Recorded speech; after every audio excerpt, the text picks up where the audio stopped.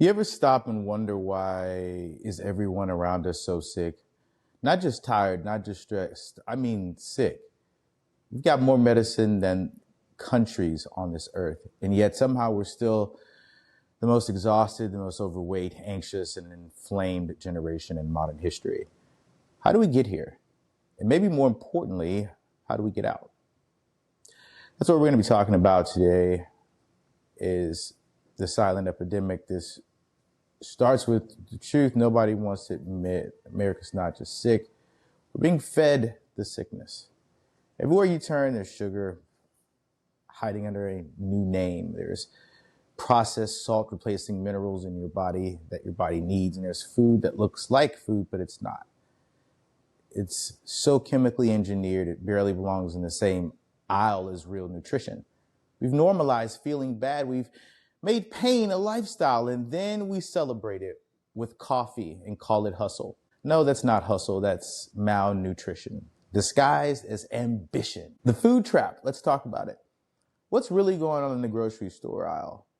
We think we're buying freedom with all the choices, all that convenience, but we're really buying is addiction. Every box, every bag, every frozen dinner is engineered by food scientists whose job isn't to feed you, but it's to hook you. Sugar lights up your brain like a drug. And we wonder why we can't stop eating. We wonder. You think your cravings are lack of willpower, right? But they're by design. We're living in an experiment, and the test subjects are the American people. The water lie, and I don't get me started on the water. We've polluted something sacred. All the fluoride, the very element God gave us to cleanse, refresh, and restore us. We drink tap water full of chemicals. We buy bottled water that has been sitting in plastic for months. We trust brands that care more about marketing than minerals. But do you know what happens when you water a plant with dirty water? It withers. And yet we act shocked when our bodies, these miraculous temples God gave us, start falling apart. The synthetic problem is right in our face. It's not just the food or the water. It's the system that profits off of keeping every American sick, every pill, every visit, every diagnosis. It's money. And the more sick people there are, the more the system thrives. And that's not healthcare anymore. It's disease management. We treat symptoms, not causes. We numb the pain instead of asking, why is there pain in the first place? We've forgotten that the body is intelligent. It knows how to heal, but it can heal itself. It can't heal itself if we keep poisoning it 3 times a day. There's a spiritual disconnect here. Let's just go a little bit deeper because this isn't just physical. This is a spiritual attack. When you're disconnected from your food, you're disconnected from God. Think about it. Every fruit, every vegetable, every herb, these are divine creations. They were placed here for us intentionally, but we've replaced them with things made in the lab. We've stopped making our meals and started scanning them at the checkout. We don't bless the food anymore. We advertise it. And the soul feels that. That's why people are so lost, so empty, so sick. We have to return back to the table, the dining room table. America, we don't need another pill. We don't need another meal. A real home cooked one is the only meal we need next. We need families sitting together again. We need Sunday dinners that start with prayer. We need people tasting life, not just consuming it. Cooking is not a chore. It's medicine. It's worship. It's one of the oldest forms of love that humanity has ever known, feeding itself.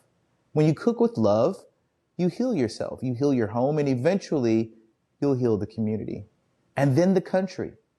So this is a wake-up call. So let's be very clear. Stop trusting the corporations to feed you. Stop believing commercials over your own body. Stop letting fast replace faithful.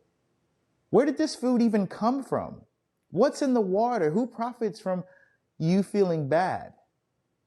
Because if it's not you, if you're not profiting, then maybe it's time to change who's at your table.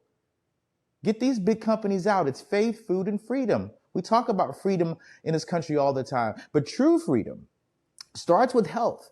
You can't be free if you're too tired to fight. You can't chase your calling if your body's breaking down. You can't live in your purpose if your spirit is drowning in chemicals. God gave us everything we needed to thrive. And we're surrounded by it. It's on this earth and in the garden, and it's in the kitchen. It's in the hands that prepare your food with love. It's in the prayer whispered before you eat. It's in the moment you decide, I'm done being a victim of the system. I'm taking my health back. The challenge here is this week, I want you to cook one meal from scratch. Drink water that you know is clean. Read the labels before you buy it. And when you eat, slow down a little bit, feel it, thank God for it, because gratitude heals faster than medicine ever will. Be thankful that God has blessed you. You are not powerless. You're not broken. You are not too far gone. You just forgot how powerful you really, really are.